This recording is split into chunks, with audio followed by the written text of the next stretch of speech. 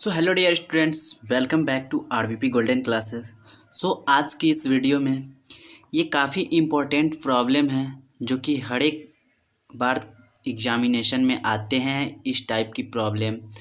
तो क्या है प्रॉब्लम, सिद्ध कीजिए कि 3+2√5 एक अपरिमेय संख्या है। Prove that 3+2√5 is an irrational number, अपरिमेय संख्या है। तो इस तरह की प्रॉब्लम को कैसे सॉल्व करते हैं तो चलिए देखते हैं। तो इसमें सबसे पहले क्या होता है कि अगर अपरिमेय सिद्ध करना है तो इससे पहले हम लोग मान लेते हैं कि यह एक परिमेय संख्या है, ताकि इसको बाद में अगर गलत साबित होता है तो हम लोग कह देते हैं कि नहीं, मानना गलत हुआ कि ये एक अपरिमेय संख्या है।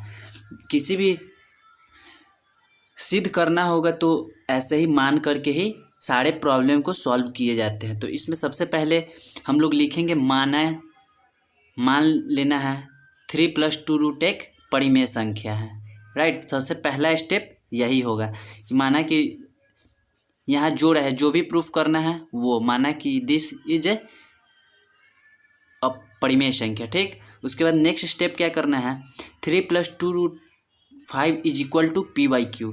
p/q जब परिमेय संख्या होगा तो आपको पता है परिमेय संख्या किसे कहते हैं, जो p/q के रूप में लिखा जा सके, तो p/q के रूप में। तो इसको उसके बाद परिमेय इसलिए माने हैं ताकि p/q के रूप में लिख सके।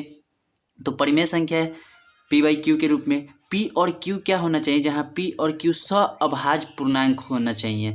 इसका मतलब क्या हुआ, ये जो p और q है दोनों या तो अपने आप खुद जो नंबर रहेंगे उससे डिवाइड होंगे या 1 से डिवाइड होंगे। इस सअभाज्य का मतलब यही होता है। इसका कहने का मतलब है p और q में कोई कॉमन गुणांक नहीं होना चाहिए। सपोज कीजिए यहाँ अगर 3/6 होगा तो इसमें 3 कॉमन ले लिया, यानी कि 3 1/2 हो जाएगा। तो इस तरह का कोई नहीं होना चाहिए, यानी कि p अपना या 1 से डिवाइड हो या खुद से डिवाइड हो, q भी 1 से डिवाइड हो या खुद से डिवाइड हो, इसमें कोई कॉमन नहीं होना चाहिए। उसी को सअभाज्य कहते हैं, जो या तो खुद अपने आप से डिवाइड हो या 1 से डिवाइड हो।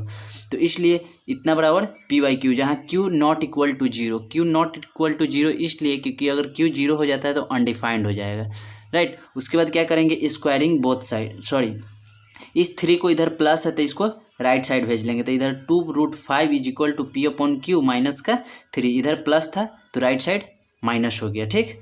अब उसके बाद क्या करना है, 2√5 इज इक्वल टू, यहाँ पे एलसीएम ले लेंगे, जो भी q का एलसीएम नीचे 1 है तो q ही हो गया, यहाँ पे q तो p हो गया माइनस का 3q, राइट।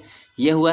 तो अब √5, ये 2 इधर मल्टीप्लाई में है तो इधर डिवाइड में भेज देते हैं। तो √5 p माइनस का 3q/2q, ठीक। तो अब यहाँ पे देखना क्या है कि हम जानते हैं कि √5 एक अपरिमेय संख्या है, लेकिन क्या ये अपरिमेय इज इक्वल टू यहाँ भी अपरिमेय ही होगा, लेकिन ये तो परिमेय था तो इसलिए ये साबित होता है कि अपरिमेय संख्या √5 एक अपरिमेय है, तो इधर भी एक अपरिमेय संख्या ही होगा, क्योंकि हम लोग तो इधर मान के चल रहे थे कि ये परिमेय संख्या है।